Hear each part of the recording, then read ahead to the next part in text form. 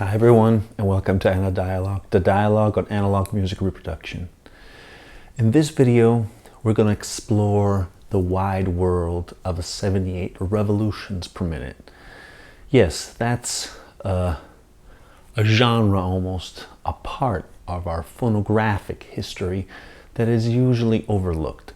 And I think it's an important part of our story which deserves much more attention. Let's dive in.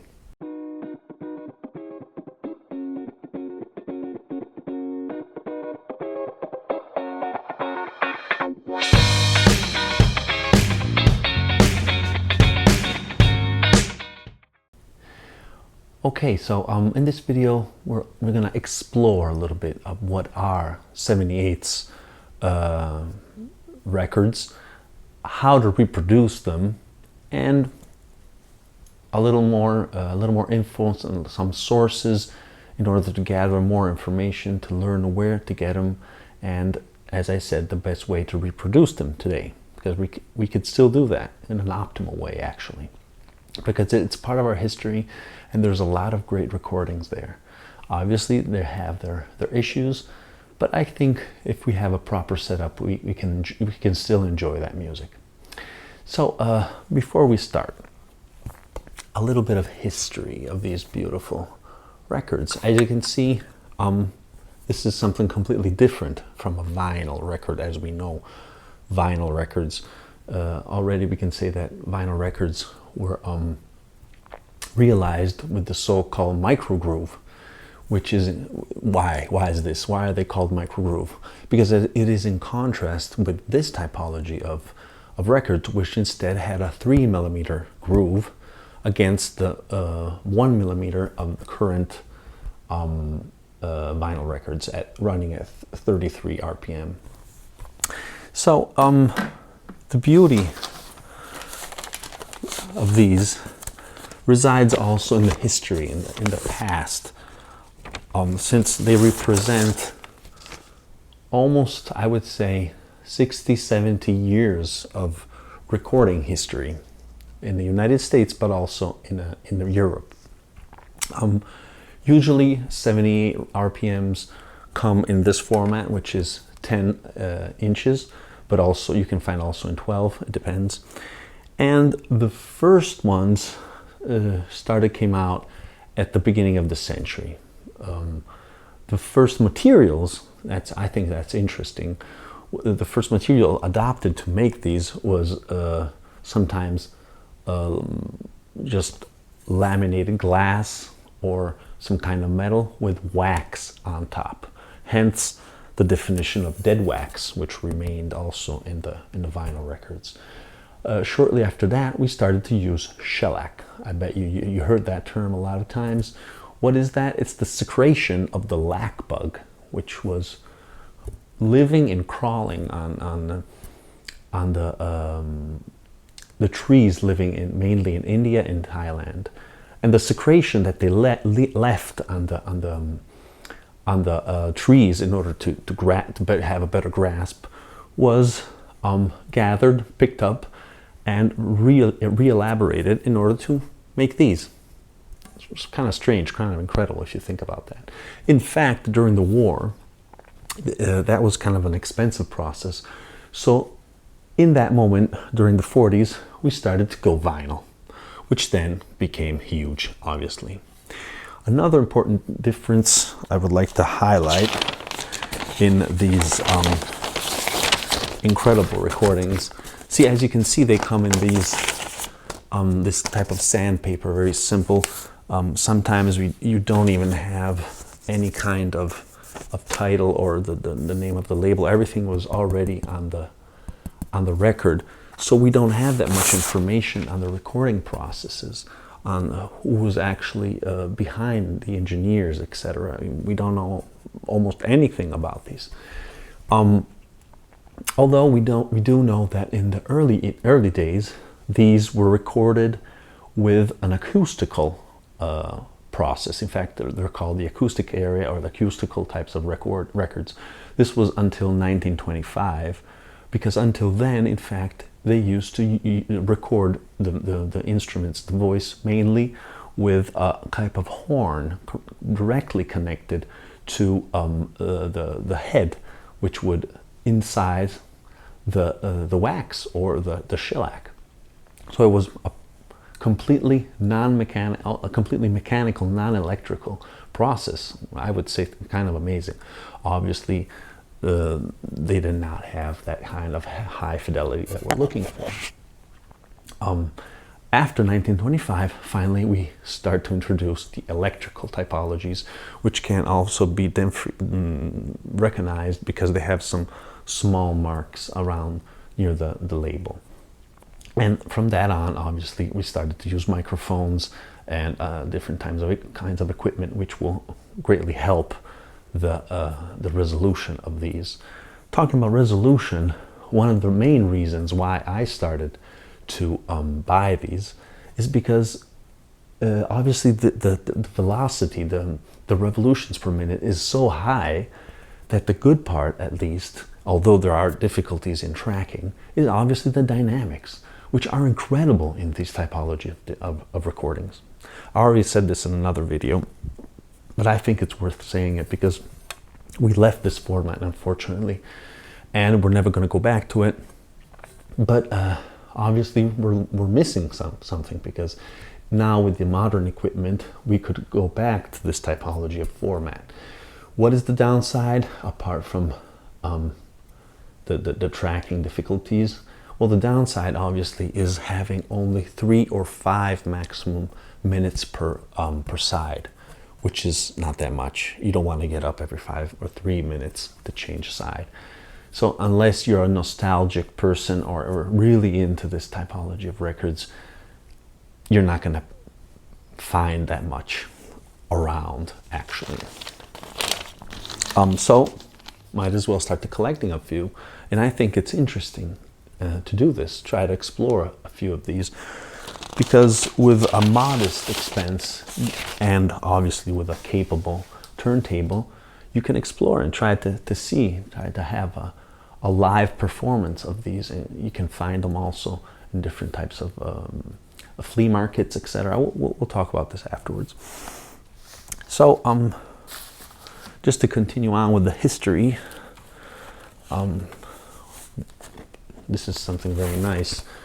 Usually you would find, for example, these albums to collect all the different records you had in the family. Like, for example, this is a nice example here. You can see where all these records were nicely kept. And usually you can find batches of these albums directly, not just single records floating around at the flea markets, etc. So might as well buy the whole group, I think. And a lot of times you're going to find some notes on them, or some pictures or pieces of magazines or journals giving a little more information. And I think it's greatly fascinating. This was a very nice pickup.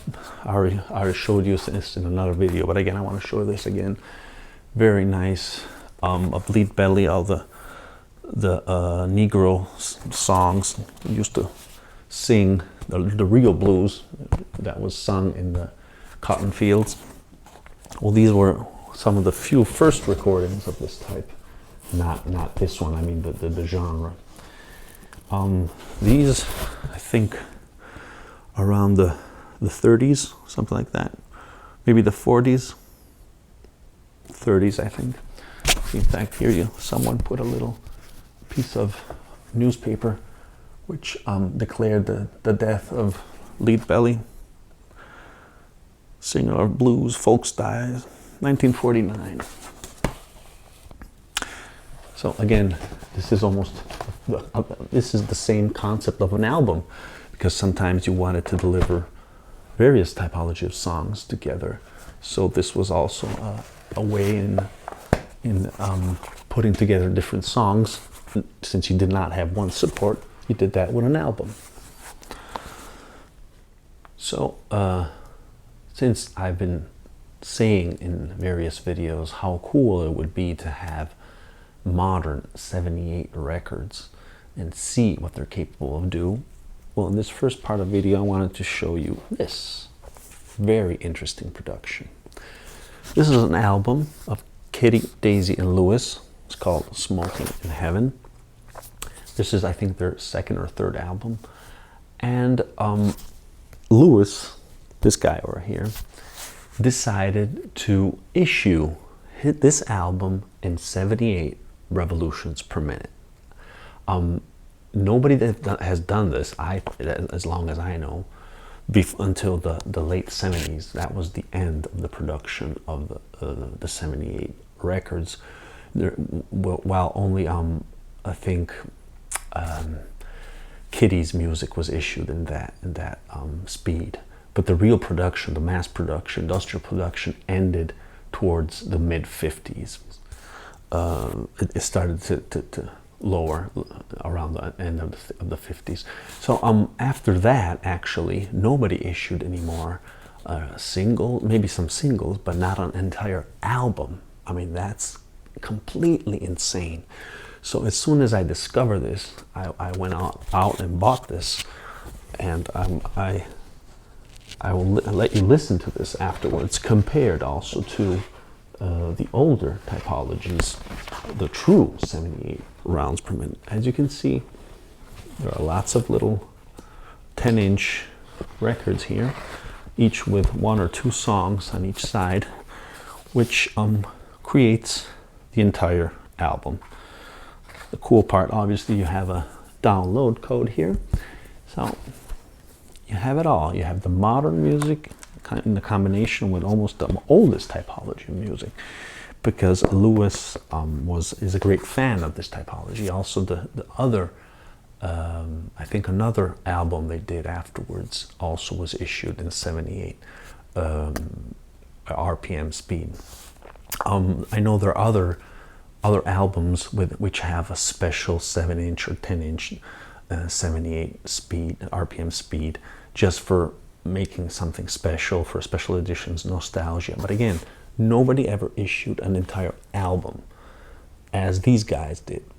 And the music is pretty good. I mean, I think it's an excellent project which deserves a little more highlighting.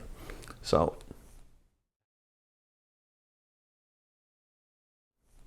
afterwards, we'll take a look at this. Now we're going to start to analyze a little bit of the issues and the ways to correctly reproduce these. As I said, it's not a big expense, but you do need some, let's say, tips or suggestions on how to move in this world in order to correctly reproduce them. Let's take a look, guys. Okay, so in order to reproduce a 78 revolutions per minute speed recording, we're going to need a few things, actually. First of all, we're going to need a turntable that is capable of reproducing that speed. There are also specific turntables that can reach also higher speed, and you can regulate the pitch, because sometimes a few records are not exactly recorded at 78 revolutions per minute. They may change a little bit. So if you can also adjust the pitch, that can help in the reproduction. You also have to decide if you want to simply reproduce a record for yourself for your personal enjoyment, or if you decide you are willing to somehow create an archive, transfer all these records, or a few records, or the records you found in your family's bin or chest or whatever. If you want to record them transferred to digital, then you're going to need a different setup, obviously, and that's a different approach. But at the same time, they have something in common, because the typologies of recording, unfortunately, varied completely from one house to another. So we will turn back to that. So besides a turntable, the most important part you're going to need is obviously a phono cartridge dedicated to 78 revolutions per minute speed. Yes, I mean, you do not use the cartridge you're using for your vinyl 33 RPM. Absolutely do not do that. It's very dangerous. You're going to ruin completely the stylus as well as the record. You need a dedicated typology of cartridge. If you're lucky to have a turntable with a detachable head shell, that is very useful, because then you can easily change the head shell with the 33 RPM typology of cartridge with a one capable of dealing with 78, as well as in mono records. It's the same system, typology of issues, and I highly suggest to take a look. Here's a link to that video where I discussed about mono recordings, because obviously all these records that we're listening to, that we're talking about in 78 RPM, are all in mono. So there is a strict connection with that video. So as we were saying, there are different issues regarding also the cartridge, since every company, or we could say some groups of companies, adopted different types of equalization, first of all, and we will come back afterwards to that, but also typologies of record cutting, which in the majority of cases has a lateral cutting, meaning the cutting of the lacquer was horizontal, but sometimes, like Pate, used vertical cutting, which means that the movement went in depth in the groove. And that in that case, you need a special kind of stylus to do that. So for this reason, in some cases, it's good to have different typologies of cartridges, or more specifically of styluses.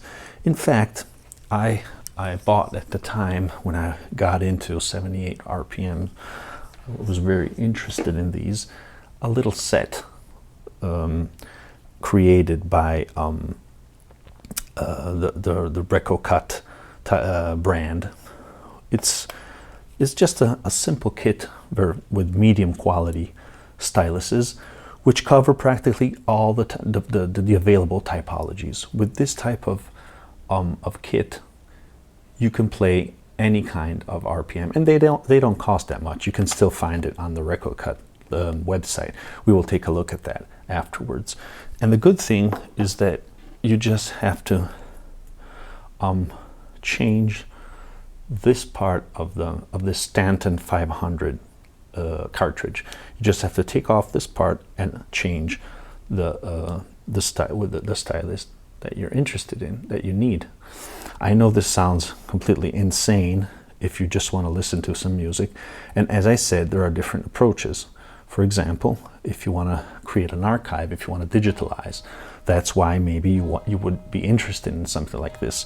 If you just want to listen to a few records, or the ones you have, with a simple approach, you don't want to spend much money, don't worry. There's a simple standard cartridge, like the one that comes, the stylus that comes with the Stanton, is capable of dealing with the majority of records. So this is just for specific non-typical types of records, so don't worry about that. This is just to give you the complete info. A good suggestion is, as this one, is to go with, first of all, a diamond tip if possible, because they last more long, but sometimes you would use for example, ruby or other typologies of styluses. Like in the past, they used rubies, and in fact, they got worn out very, very rapidly. A diamond will last much more.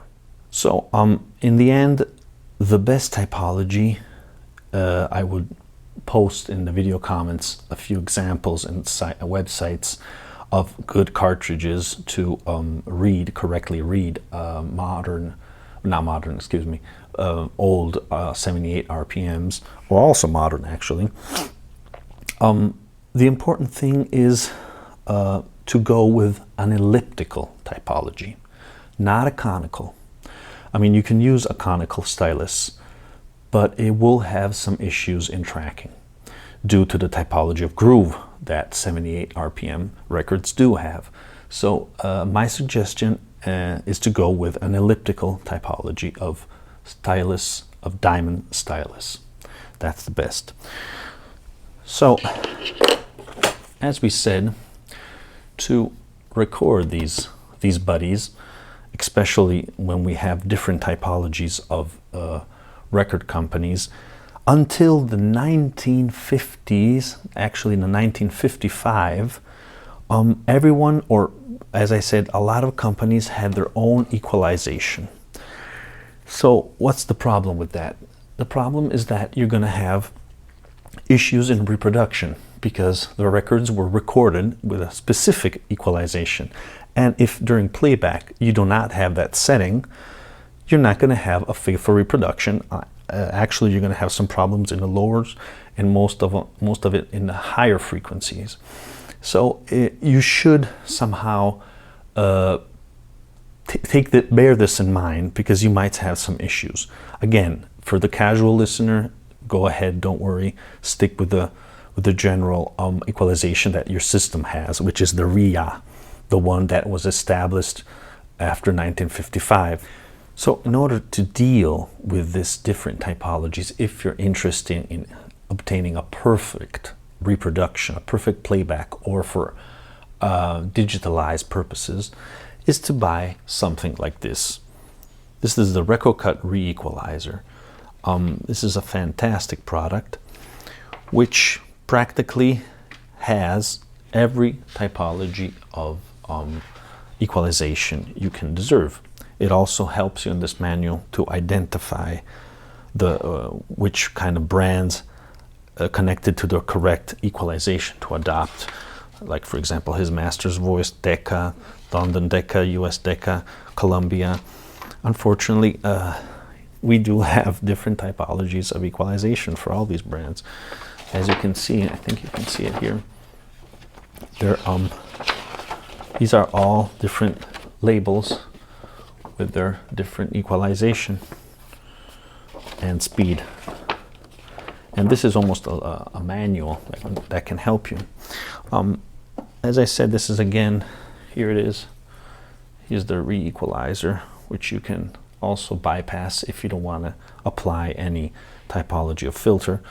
Otherwise, in the higher and lower frequency, you can intervene, you can change the equalization in order to have the correct reproduction. This is a very high quality piece of equipment, which is paramount if you want, as I said, to digitalize or create your own archive to transfer these precious, I would say, recordings, which are going to disappear in a few decades, or simply if you want to obtain the perfect playback from these.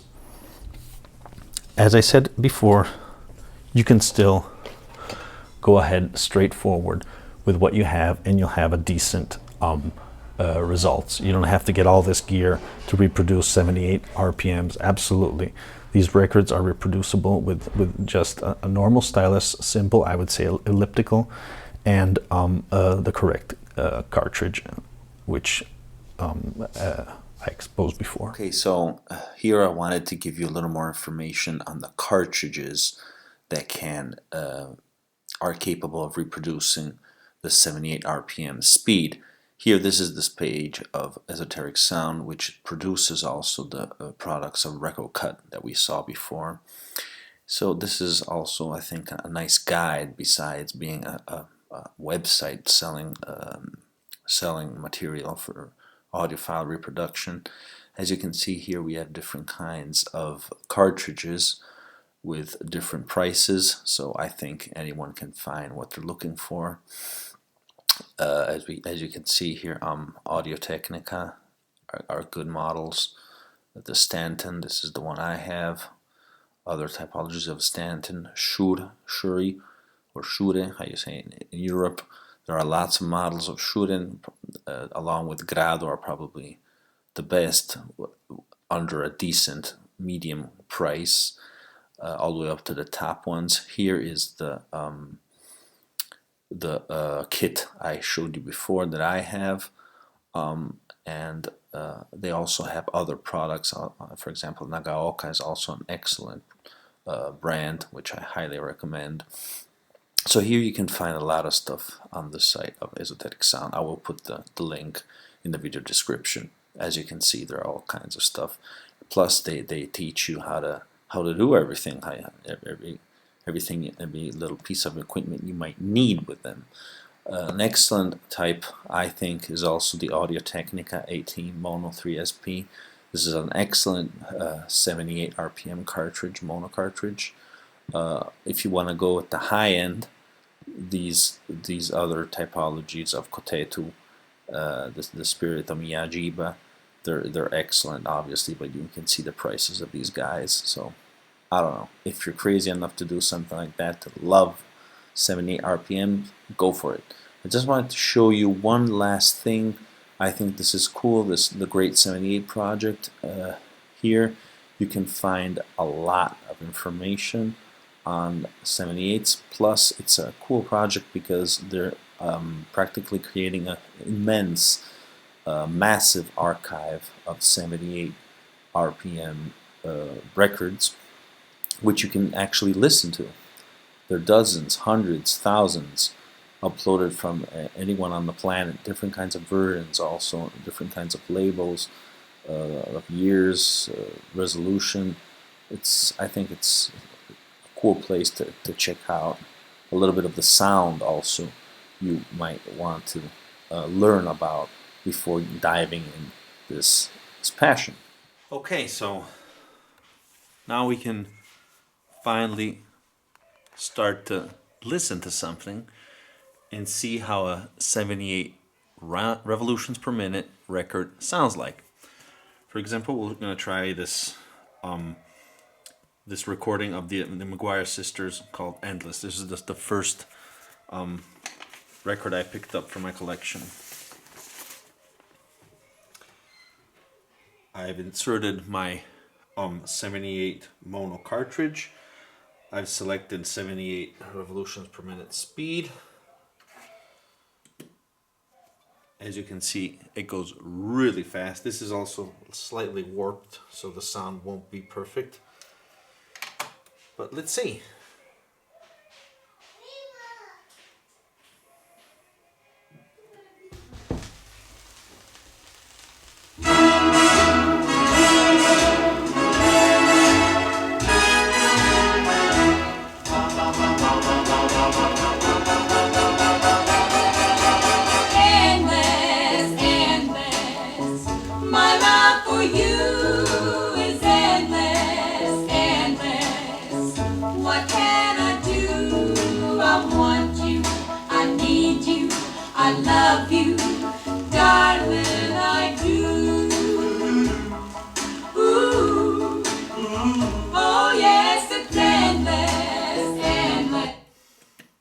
Not bad, huh?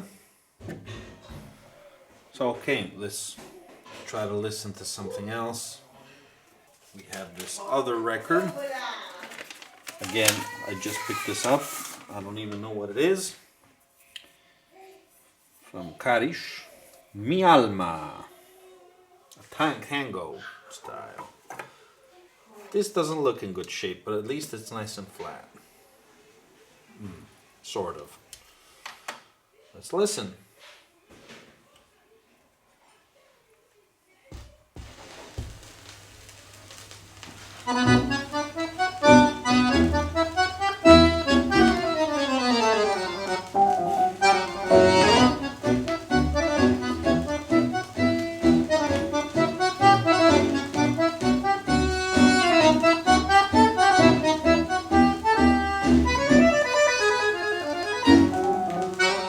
So let's try to listen to one of these songs from the Negro sinful songs of Lead the Belly.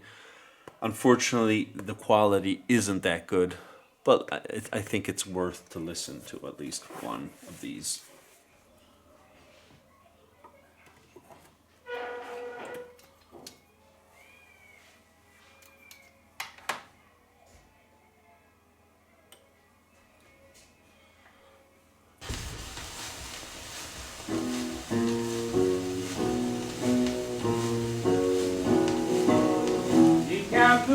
Lord, make me feel so bad.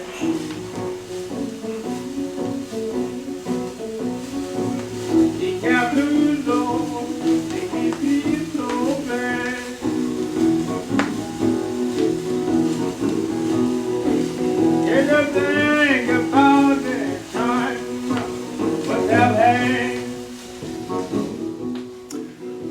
here actually, since this record is so old, we're probably using the wrong stylus. That's why there is so much noise in the background. So that's always something to keep in mind, because I mean, okay, you need there's always going to be some noise, but not this much. At least the records are completely shaved and ruined. So at this point, I think it's time to try the modern version of a 78 RPM. Very interesting. So we're gonna pick up the first one. As you maybe can see, this is a vinyl record actually. It's not a shellac. It's a very light. And maybe I'm not that sure this is a micro groove or not, actually. But we'll try.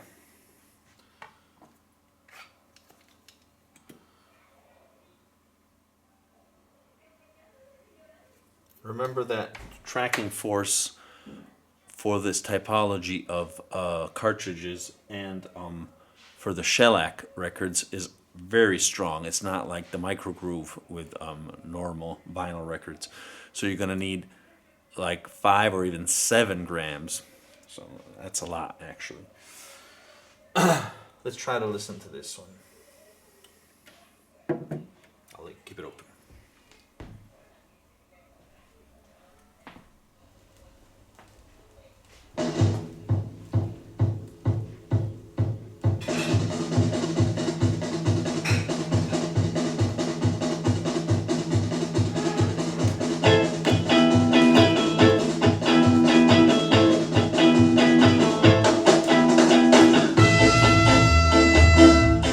Okay, I put back my Dynavector, which is a normal cartridge. Let's try to listen to the same record with a stereo normal stylus cartridge, because I think this is micro groove.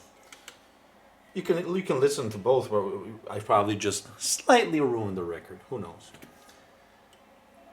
Let's listen.